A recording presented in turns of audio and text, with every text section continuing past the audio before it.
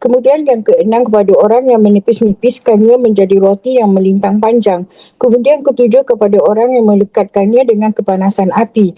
Akan tetapi kadang-kadang semua itu diurus dan dikerjakan oleh seorang yang berdiri sendiri mengerjakannya. Maka adakah perbuatan para malaikat itu yang batiniah seperti perbuatan umat manusia yang zahiriah? Maka ketahuilah bahawa kejadian malaikat itu berlainan dengan kejadian insan, dan tiada satu pun daripada para malaikat melainkan adalah ia kesatuan sifat.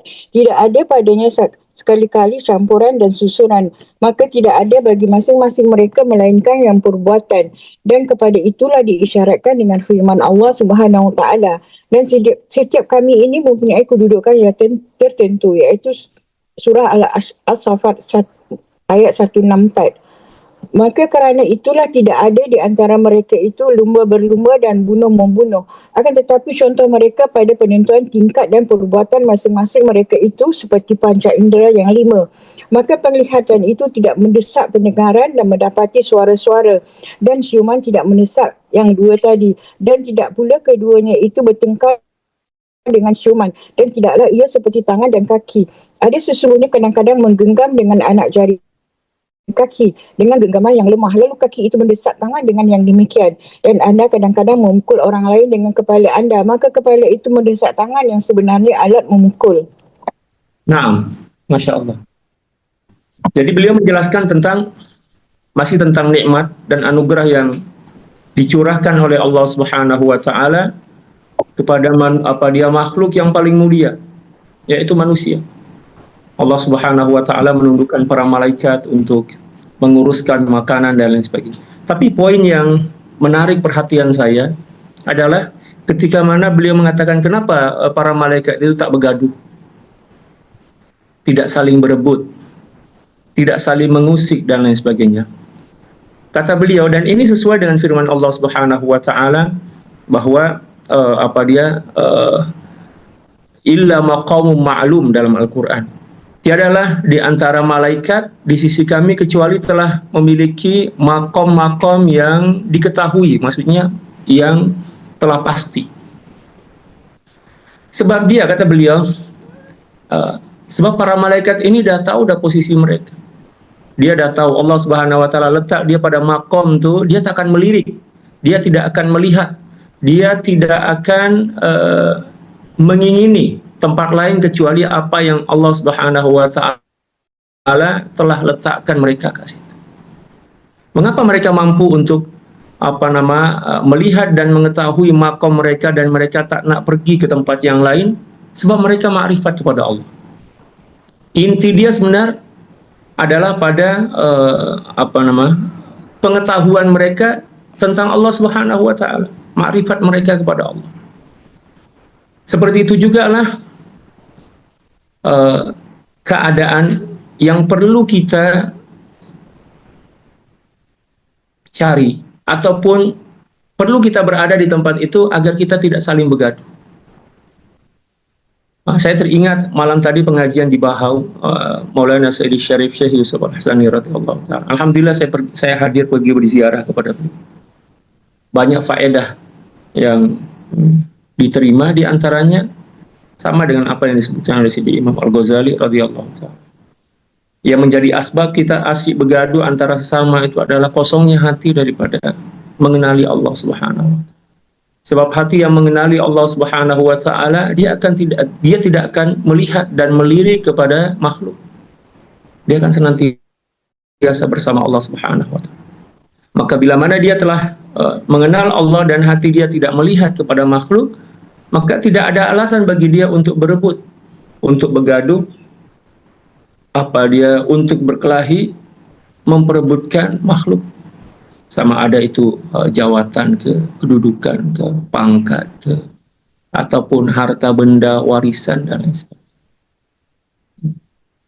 Jadi itulah di antara punca mengapa malaikat tak ada yang bergaduh. Mereka sibuk melaksanakan tugasan masing-masing. Malah tak sempat pula tak sempat tak sempat bersembang dengan malaikat yang lain. Tak ada. Manusia aja yang banyak sembang, banyak cakap. Malaikat tak ada sembang, tak ada. ada sembang. Kita ini bersembang sampai Allah tengah malam, yang menyebabkan kita terlajak bangun. Nah, kadang-kadang macam itu. Itu penyakit itu sebenarnya. Itu menunjukkan bahwa yang ada pada diri kita ini adalah bukan sifat kemalaikatan. Bukan kita nak jadi malaikat, tetap dia tubuh badan kita manusia, tapi sifat itu kena meniru ataupun mengikut kepada sifat malaikat. Kalau sekiranya para malaikat ini bertembunglah dengan malaikat yang memiliki tugasan lain, misal, dia orang tak ada sembang, ngopi, memang dia orang tak makan lah. Sini panggil apa? Membawang, tak ada. Dia orang senantiasa sibuk. Sibuk hanya memandang kepada Allah dan sibuk melaksanakan apapun yang menjadi tugasan mereka. Tak ada masa walaupun 1 menit, sesaat untuk melayan orang lain, untuk melayan hatta malaikat lain, tak ada. Kalau kita, Masya Allah,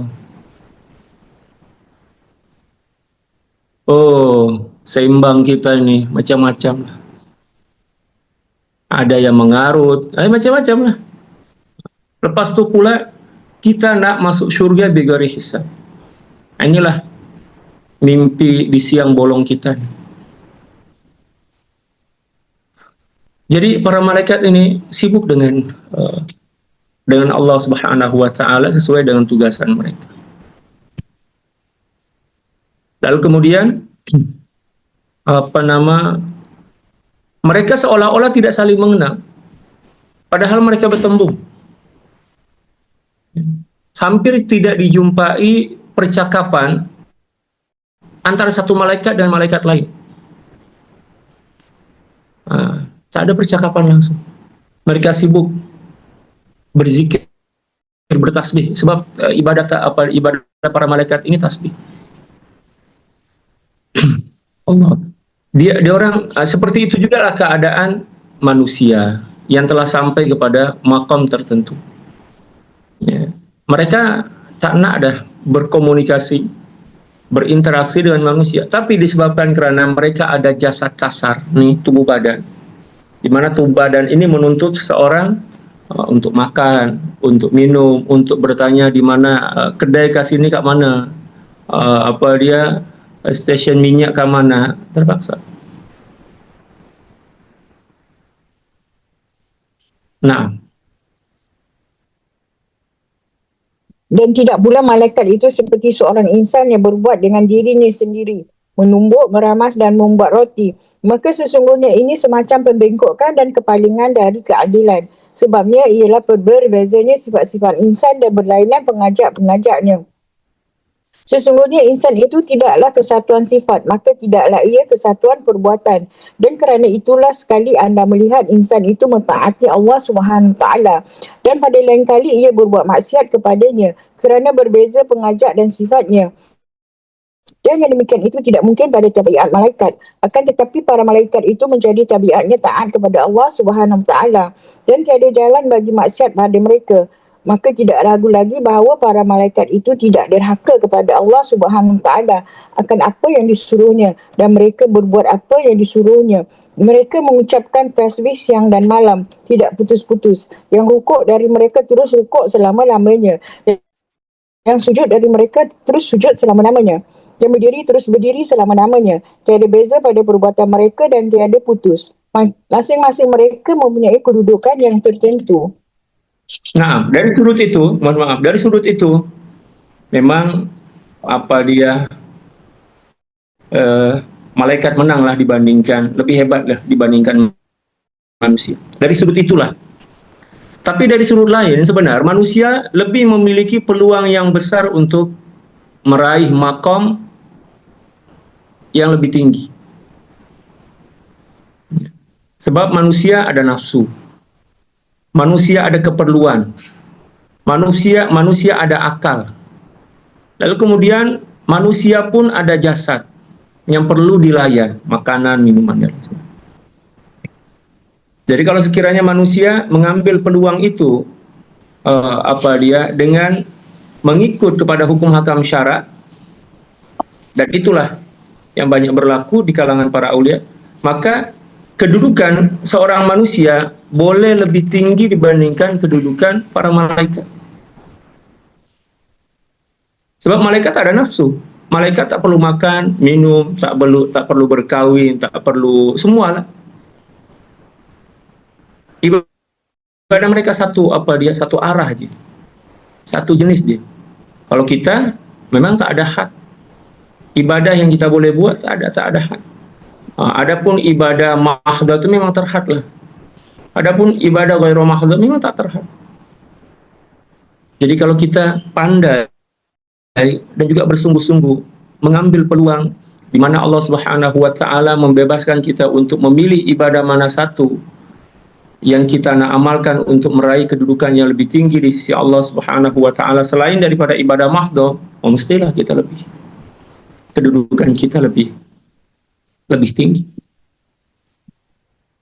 Tapi masalahnya kita lebih suka mengikuti jejak langkah syaitan. Mengapa Allah Subhanahu wa taala berfirman dalam beberapa ayat Al-Qur'an melarang kita untuk mengikuti jejak langkah syaitan? Sebab memang kita suka ikut jejak langkah syaitan. Tak ada pula malaikat Allah Subhanahu wa taala larang untuk mengikuti jejak langkah syaitan, sebab malaikat tak ada keinginan. Malaikat tak pernah melakukan pelanggaran seperti mana apa yang kita lakukan. Allah larang kita sebab kita senantiasa terjebak di jalan gelap itu. Wa anna hadha sirati mustaqiman fattabi'uhu wa la tattabi'us subula fatafarraqu bikum an sabili. Dalam ayat yang lain. Sesungguhnya inilah jalanku yang lurus, firman Allah Subhanahu wa taala. Dan janganlah kamu mengikuti jalan-jalan yang lain yang menyebabkan kalian akan tersesat jalan. Sebab Allah tahu kita memang suka cari jalan lain. Allah suruh ambil kanan, kita ambil kiri. Allah suruh berhenti, kita berlari. Allah suruh berlari, kita tidur. Itulah manusia. Manusia macam ini. Oleh yang demikian, kalau kita baca dalam kitab dalam Al-Qur'an, Allah Subhanahu wa taala berfirman, Inna aradna al-amanata 'ala as-samawati wal ardi wal jibali fa abaina an yahmilnaha wa ashfaqna minha wa hamalaha al-insan innahu kana zaluman jahula. Kami telah menawarkan amanah kepada gunung ganang, laut, langit, bumi dan lain sebagainya, semua menolak amanah itu sebab berat sangat. Wa hamalahal insan. Tapi manusia yang ambil. Dia ambil sebab apa?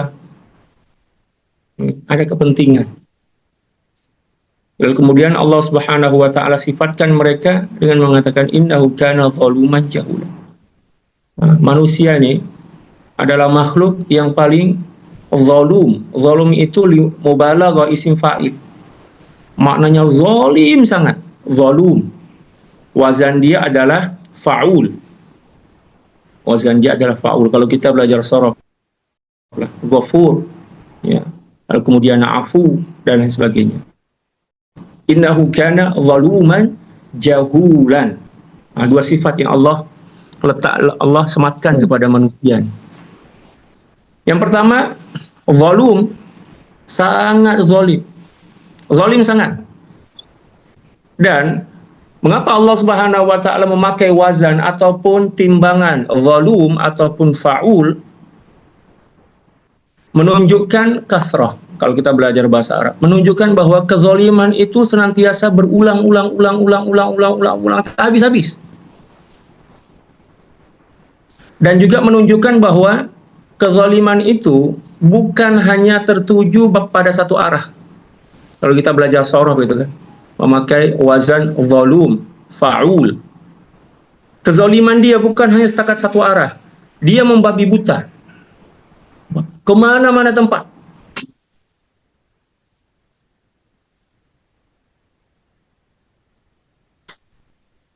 Sifat kedua pula, jahulan.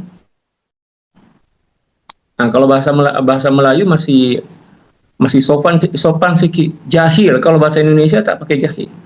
Bodoh. Jahil itu bodoh. Jahil. Hatta diri dia sendiri, yang melekat pada diri dia tak tahu. Keinginan dia pun dia tak tahu. Yang ada hanya setakat keinginan, tapi dia tak tahu pun keinginan yang layak untuk diri dia itu keinginan yang mana satu. Dia ambil, belasah dia semua. Nanti dah kena baru menangis, menyesal. Nah, mengapa Allah Subhanahu wa taala mensifatkan manusia dengan innahu kana zaluman jahula? Kata Maulana Sayyidi Syarif Syekh Yusuf Al-Hassani tadi malam, kata beliau, li'adami ma'rifatihi bi rabbih. Sebab dia tak kenal Tuhan dia. Sumber ilmu, sumber inspirasi, sumber motivasi, sumber hidayah semua daripada Allah. Bila mana mereka terhalang daripada Allah, mereka terdinding oleh keinginan dan hawa nafsu mereka daripada Allah Subhanahu wa taala, maka dia seumpama seseorang yang berada dalam satu kawasan yang gelap gulita. Dalam keadaan dia berputus asa, mencari cahaya, tapi bukan kepada Allah, kepada diri dia sendiri. Lalu kemudian dia berlari ke sana kemari. Bila mana dia berlari ke sana kemari dalam keadaan gelap gulita, tak ada panduan cahaya hidayah, maka dia akan jatuh ke longkang. Kalau ke longkang oke lagi, kalau ke jurang, kalau dalam perigi, ataupun jatuh di mulut buaya, habis. Jadi sumber cahaya dan juga petunjuk itu adalah Allah. Maka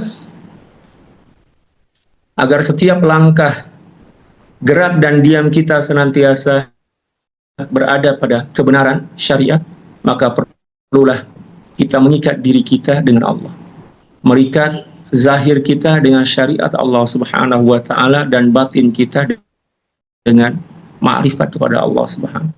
Barulah hidup kita akan memperoleh panduan. Barulah setiap langkah kita, setiap nafas kita, setiap pandangan kita, dia akan menjadi ibrah yang akan menambah baik ma'rifat kita kepada Allah Subhanahu wa taala. Fafirru ilallah.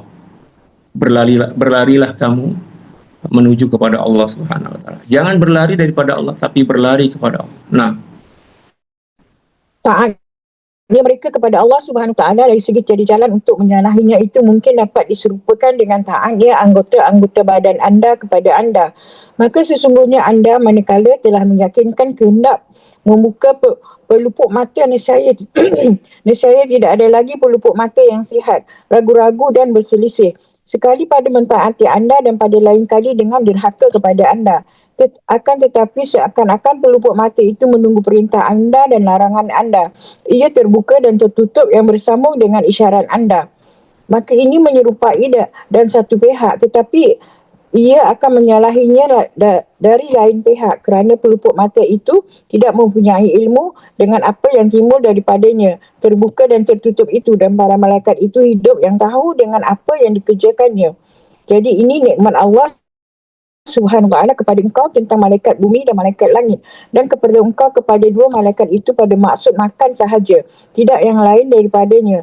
Maka dan seluruh gerak-geri dan hajat-hajat keperluan, maka kami sesungguhnya tidak memanjangkan menyebutkannya. Maka ini lapisan lain dan lapisan nikmat, dan jumlah lapisan-lapisan ini tidak mungkin dihinggakan. Maka bagaimana satu persatu dan apa yang termasuk dalam jumlah lapisan-lapisan itu. Jadi sesungguhnya nikmat terbagi menjadi dua. Yang pertama adalah nikmat hissiyah.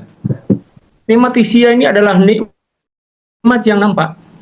Dan ini setakat ini aja yang selalu kita pandang sebagai nikmat. Selain daripada itu kita tak pandang pun sebagai nikmat. Duit, ya kan? Rumah, itu aja yang kita pandang sebagai nikmat. Tapi kita tak mampu melihat dan memandang kepada nikmat jenis yang kedua, yaitu nikmat ma'nawiyah yang tak zahir. Macam malaikat tadi, apa yang dirincikan oleh Sayyidina Imam Al-Ghazali itu nikmat ma'nawiyah. Yang mustahil bagi kita untuk boleh memahaminya kecuali dengan bantuan Allah Subhanahu wa taala, ya, melalui jalan nurul ma'rifat, cahaya ma'rifat kepada Allah. Apa yang beliau sampaikan ini adalah mimbabi ilmu mukasyafah. Ilmu mukasyafah. Ya kan? Untuk makanan kita aja, kopi ini misal di hadapan saya, kopi ini dari ribu-ribu makhluk ya Allah. Itu nikmat yang zahir kan, nikmat zahir, kopi nikmat zahir. Kita tak nampak pula siapa yang jaga iman kita dalam jiwa kita nih. Ingatkan Allah Subhanahu wa taala letak lepas tu tinggal macam tu je kan. Iman ini adalah anugerah yang paling mulia. Di sekeliling hati kita untuk menjaga kekalnya iman dalam diri kita itu, para malaikat seumpama apa di sini panggil, kalau kami panggil berangkas, sama kan, berangkas, tempat menyimpan barang kemas yang terbuat daripada baja. Saya baca berita Cina sekarang adalah negara yang memiliki berangkas yang paling besar dan paling kukuh kat dunia ini untuk menyimpan emas. Ya, jadi sekarang dunia beralih daripada sistem pembayaran uang kertas ataupun mata uang kepada emas. Jadi sekarang orang para jutawan dunia mengalihkan seluruh harta mereka ke emas, lalu kemudian disimpan ke Hong Kong, disimpan ke Cina. Mereka ada berangkas besar yang kukuh, hatta kalau sekiranya sini panggil dibom dengan bom, kalau kami panggil dengan rudal balistik antara benua. Rudal balistik ini adalah satu senjata pemandu yang boleh mencecah kejauhan, dia boleh sampai beribu-ribu kilometer, dia tak akan rusak. Saya pikir itu buatan manusia, dan yang dijaga adalah emas saja, emas daripada tanah aja. Tapi bila mana kita pikir balik, rupanya dalam diri kita ada sesuatu yang lebih mahal dari segala sesuatu, hatta dunia dan seluruh isinya, yaitu iman kita. Iman nih, Allah Subhanahu wa taala tengok iman tuh, mana iman? Pelajar panggil iman. Iman tuh Allah Subhanahu wa taala letak dalam diri kita, dalam hati kita, di mana iman tuh tak nampak oleh makhluk. Siapapun makhluk tak boleh nampak. Malaikat tak boleh nampak iman kita. Sebab iman itu adalah sesuatu yang misteri. Tapi dia orang hanya setakat boleh mengesan kewujudan iman tuh. Dengan melalui apa? Melalui penciuman. Dia akan hidup. Oh, di sini ada iman. Nah, demikian juga dengan cahaya. Iman yang ada di dalam diri kita bukan dalam dada, tahu. Kita selalu cakap iman dalam dada. Tak, iman itu dalam diri kita. Yang dimaksud diri situ bukan dada kita, tapi satu kekuatan latifah, rabbaniyah, kata Sayyidina Imam Al-Ghazali, yang ada pada diri kita, yang tidak ada seorang pun yang mengetahui letak pasti dia kat mana. Letak dia yang sebenarnya kat mana? Tak ada. Allah Subhanahu wa taala letak iman itu di dalam ruh kita. Dalam keadaan ruh pun tidak ada seorang yang mengetahui hakikat ruh itu. Itulah cara Allah Subhanahu wa taala menjaga dan juga memelihara iman kita, sebab terlalu berharga. Berharga sangat. Tapi dengan kezaliman dan kebodohan manusia yang Allah dah bagi iman nih, dia kotori iman dengan najis. Nah, yang dimaksud dengan najis ini adalah kekufuran, perbuatan-perbuatan yang menyalahi syariat. Na'udzubillah. Dan itulah yang menyebabkan sesuatu yang paling berharga itu ternodai. Itulah salah satu di antara kejahilan dan kebodohan manusia. Dan Allah menundukkan malaikat yang ramai sangat untuk menjaga iman kita. sebab terlalu berharga, cukup berharga. Tapi itulah kita sia-siakan. Jadi kalau nak cerita nikmat ini kembali kepada firman Allah, wa in ta'udu ni'matallahi la tuhsuha. Kalau sekiranya kamu nak menghitung nikmat Allah Subhanahu wa taala, katakan mampu. Nikmat hissiyah pun kita tak mampu nak hitung, nak kira, apalagi nikmah maknawiyah yang memang tak nampak. Nikmat hissiyah pun kita tak nampak. Malah terkadang seluruh ini yang nampak nih, semua nikmat nih. Salah satu di antara nikmat yang paling besar yang Allah anugerahkan kepada kita yang kita tidak pandang sebagai nikmat, malah kita pandang, entahlah kita pandang apa, kewujudan orang kafir di sekitaran kita. Saya terkejut bila mana salah seorang daripada guru kami, Maulana Syekh Dr. Yusri Hafizahullah ala Syekhina radhiyallahu ta'ala, menjelaskan, tiba-tiba aja beliau menjelaskan bahwa orang kafir itu adalah nikmat. Kami pun terkejut. Hah? Orang kafir itu nikmat dan anugerah.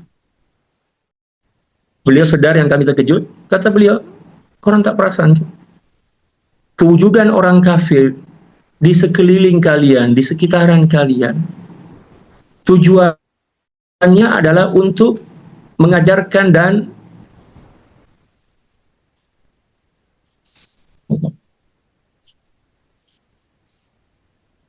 untuk memahamkan kepada kalian tentang betapa besarnya nikmat iman kepada Allah. Macam ni. Bila kita merasai dan menyadari yang nikmat itu cukup besar, para jamaah? Bila dah hilang. Betul sangat. Jadi orang-orang kafir ini seumpama orang yang kehilangan iman, padahal memang mereka tak ada iman. Maka dengan adanya orang kafir di sekitaran kita, sepatutnya kita sadar tentang nikmat itu, di mana dengan kewujudan orang-orang yang tidak beriman di sekitaran kita, seolah-olah Allah Subhanahu wa taala nak bagi tahu kepada kita tentang perbandingan antara iman dan kekufuran, untuk menyadarkan kepada kita tentang betapa berharga dan agungnya nikmat hidayah iman itu. Tapi kita tak faham. Kita tak faham. Dengan adanya pembanding, contohlah, mohon maaf nih. Mohon maaf, ini contoh aja. Contoh dalam satu kawasan, contoh aja. Semua orang jalan kaki. Ada seorang aja yang ada kereta mewah misal. Ya, nampak tak perbezaan tuh? Nampak sangat. Kan? Sebab yang lain jalan kaki, yang seorang pula nih dia naik kereta. Akan nampak apa dia perbezaan, perbandingan tuh. Tapi kalau sekiranya semua orang yang ada ke kawasan taman itu punya kereta yang mewah-mewah, ada tak perbandingan di antara mereka? Tak ada. Semua orang kaya. Maka benarlah kaidah yang selalu diulang dan diulang kembali oleh Maulana Sayyid Syarif Syekh Yusuf Al-Hassani. Masa kami belajar dulu, tapi sekarang jarang beliau ulang tuh. Kata beliau, wa bididdiha tatamayyazul asya. Dengan melihat lawanan daripada sesuatu, maka akan menjadi nampaklah perbezaan antara satu benda dengan benda yang lain. Kita sebut orang kaya bila mana ada orang miskin. Kalau semua orang miskin, tak ada orang kaya. Dan kalau sekiranya semua kaya, tak ada orang miskin. Tak ada istilah miskin. Maka dengan adanya orang kafir, muncullah istilah orang beriman untuk menyadarkan kepada kita tentang anugerah yang paling mulia yang Allah bagi kepada kita. Sampai sejauh itulah pemahaman para aulia di dalam memandang kepada seluruh alam semesta yang ada di sekitaran dia sebagai nikmat. Kita pula nikmat itu makan je. Makan, minum, jalan-jalan, tidur, tengok cerita, itu nikmat tu. Kalau masih kita lah, itu pun kalau kita masih sedar yang itu nikmat. Tapi ada aja orang cakap, alah biasa aja, ini biasa. Anda boleh cakap macam tu kepada nikmat Allah. Perkataan biasa aja yang kita tujukan kepada satu-satu nikmat, itu sebenarnya merendahkan. Itu merendahkan nikmat. Mana boleh kita cakap biasa aja, tak boleh lah. Nikmat, Allah memandang kepada nikmat yang diciptanya, tak ada biasa-biasa. Bukan macam kita. Bukan setakat memandang biasa, malah terkadang tak kita pandang pun sebagai nikmat. Itulah kekufuran kita. Kufur nikmat kita. Na'udzubillahi min dzalik. Manusia. Semalam tuh petang-petang, alhamdulillah saya sampai dalam pukul 6. Pukul 6 petang lah ke Bahau. Alhamdulillah sampai, rupanya ada peluang untuk bermuzakar, istifadah daripada beliau, Masya Allah. Luar biasa. Semua apa yang beliau itu inti semua. Dan juga inti dia menjelaskan tentang kebodohan dan kejahilan manusia, ketertipuan manusia oleh nafsu dia. Dan kemudian beliau jelaskan tentang macam yang saya sebutkan tadi, nikmat ya, daripada Allah Subhanahu wa Ta'ala yang tak kita pandang sebagai nikmat. Dan jadi seumpama baterai dia handphone habis, jumpa dengan guru itu, pergi cas handphone kita. Alhamdulillah. Jadi para jamaah sekalian, yakinlah bahwa kita adalah makhluk yang paling mulia, yang paling dicintai oleh Allah Subhanahu wa Ta'ala, dengan menundukkan seluruh makhluk untuk berkhidmat kepada kita. Allah cipta semuanya untuk kita. Malaikat Allah cipta untuk berkhidmat kepada kita. Surga Allah cipta untuk kita. Neraka pun Allah cipta untuk orang-orang yang derhaka. Semua Allah cipta untuk manusia.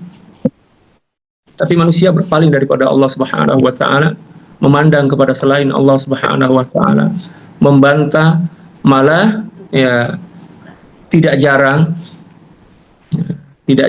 manusia itu sendirilah yang memusuhi Allah Subhanahu wa Ta'ala. Alhamdulillah. Mudah-mudahan Allah Subhanahu wa Ta'ala mengampunkan dosa-dosa kita dan mencabut dan membuang seluruh hijab yang ada dalam hati kita, dan digantikan dengan cahaya petunjuk, digantikan dengan akhlak kerohanian yang sempurna, iman yang sempurna sebagaimana dianugerahkan kepada baginda Rasulullah sallallahu alaihi wasallam. Allahumma amin bijahil Mustafa sallallahu alaihi wasallam. Dan alhamdulillah para jamaah sekalian, tengah malam tadi saya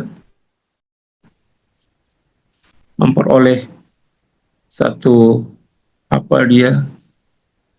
makluman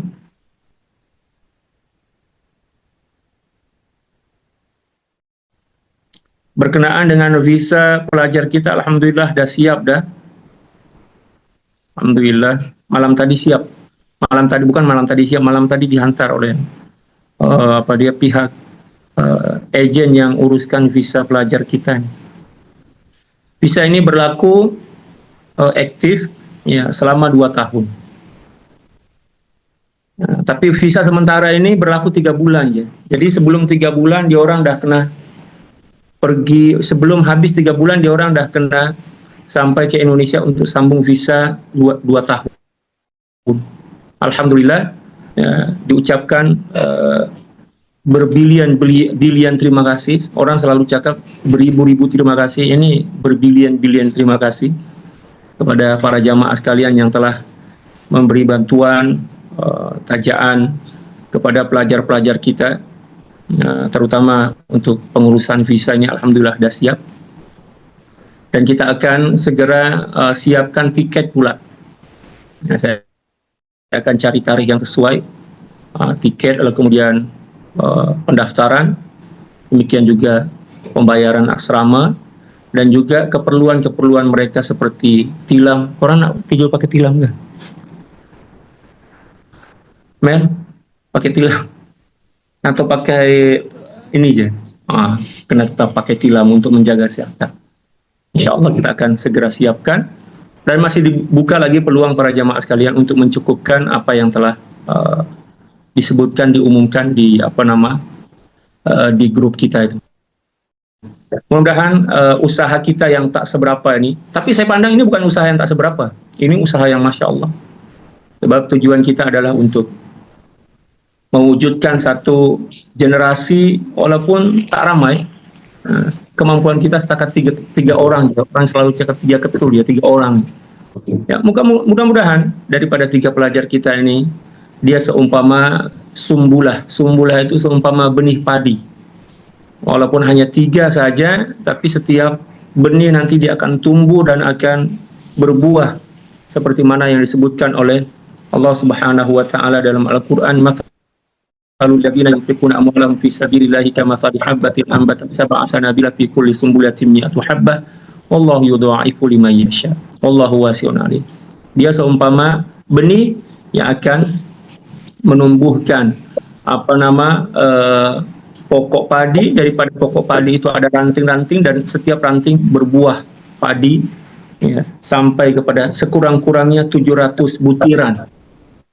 Kita tak tahu, tak mustahil bagi Allah Subhanahu wa taala. Kita setakat boleh berharap, memohon, dan juga berusaha. Daripada 3 orang ini, mudah-mudahanlah dia menjadi bidayatul khair ya, bagi kemajuan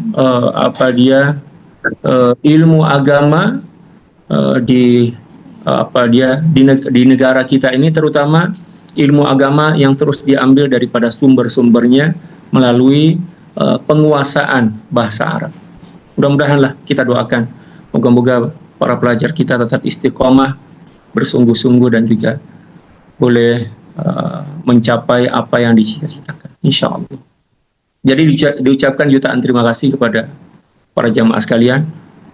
Saya tak cukup kata-kata lah untuk mengungkapkannya, sebab ini adalah cita-cita yang dah bertahun-tahun ada di dalam pikiran saya ya. Alhamdulillah tahun ini Allah Subhanahu wa taala kabulkan ya, dan itu semua berkat bantuan para jamaah sekalian. Mudah-mudahan Allah Subhanahu wa taala memandangnya dengan pandangan redha dan kabul, dan semoga menjadi amal jariah para jamaah dan kita semua. Allahumma amin bijahil Mustafa sallallahu alaihi wasallam. Jadi kita masih perlukan lagi untuk pembelian tiket, pembayaran asrama, dan juga pendaftaran, serta keperluan-keperluan yang lain. Tilam dia orang, selimut dia orang, dia orang kena selimut dan tilam juga. Minta parent pergi pusat zakat juga, Ustaz. Apa parent dia? Suruh pusat zakat, Ustaz buat surat tentang mereka dapat sambung belajar sana dan bawa kepada pusat zakat Selangor. InsyaAllah ada peruntukan untuk fisabilillah. Hari itu Puan dah bagi tahu. Ya. Tapi saya lupa, itulah manusia dah tua. Kerajaan Negeri Selangor pun kalau ada yang nak sambung belajar ke universiti, dia sediakan duit 1,000 atau 2,000 dia bagi untuk belajar. InsyaAllah saya maklumkan kepada ibu bapa pelajar. Kena usaha. InsyaAllah ada. Terima kasih Puan, terima kasih atas semangat. Betul. Terima kasih. Mudah-mudahan mereka tetap semangat. Allahumma amin. Allah, dan kita tetap mendoakan mereka lah. Sebab macam manapun, ya, doa kita juga sangat mereka perlukan. Dan kita doakan juga guru kita, Maulana Sayyid Syarif Syekh Yusuf Al-Hasani. Moga-moga beliau semakin sehat dan senantiasa diberi kekuatan untuk terus mentarbiyah dan juga membimbing kita. Alhamdulillah, malam tadi malam yang Masya Allah penuh berkah ya. Kalau Kak Bangi, saya kurang peluang untuk berbincang panjang lebar dengan beliau. Tapi di Bahau, sebab tak ramai ahbab yang datang, memang masa itu Allah bagi seluas-luasnya. kita doakanlah yang terbaik untuk beliau dan guru-guru kita yang lain. Allahumma amin. Dan para jamaah sekalian, saya cadangkan para jamaah yang belum masuk suluk, belum daftar suluk, bolehlah daftar. Rasanya masih ada yang kosong lagi kok.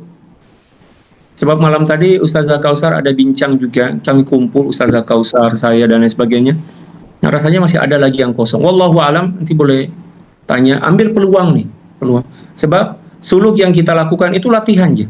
Suluk yang sebenar adalah suluk yang dilaksanakan di bawah arahan dan juga di bawah pengawasan beliau lah. Nah, kan ambil peluang. Entahlah saya ada peluang, rasanya saya tak banyak benda yang nak uruskan. Saya cukup mendoakan daripada jauh.